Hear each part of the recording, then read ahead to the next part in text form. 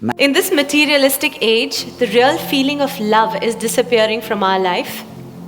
Most of the love we receive from others and express to others is superficial.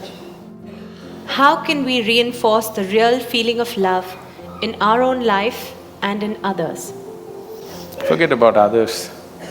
If you learn to be loving by your own nature, not because of somebody else or something else. I know the question is coming from Facebook, there's an enormous possibility. You can even love those people who don't even exist.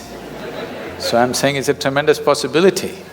So, if you just become love, not love somebody, then you will know the nature of love. If you love somebody, it's a fickle happening, because no human being will happen 100% the way you want them. Every human being on this planet is going to disappoint you, believe me. Not because they'll do something wrong, because nobody can fulfill the unrealistic expectation you have of them. It's simply not possible. Have you been able to fulfill anybody's expectation, I'm asking you, entirely? Partially, but never entirely, isn't it?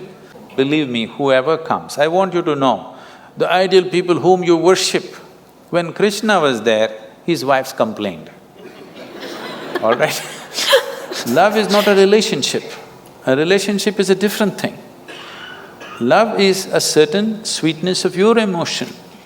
Whether you look at a tree, or a dog, or a man, or a woman, or a child, or just at the sky, why can't you look at it lovingly? Because it's not about loving the sky, it's about the sweetness of your emotion. If your emotions are sweet, whatever you look at it in a certain way. Right now you have nasty emotions, whatever you look at it in a different way. So you have always associated love with somebody.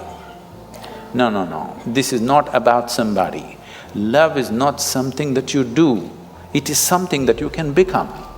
If you're willing, you can become love, you can make your emotion into a very sweet space. If you make your body very pleasant, it becomes pleasure. If you sit here, it can be great pleasure, just sitting here and breathing. If your mind becomes pleasant, we say this is joy. If your emotions become pleasant, we say this is love. If your very life energies become pleasant, we say this is blissfulness, this is ecstasy. If your surroundings become pleasant, we call that success.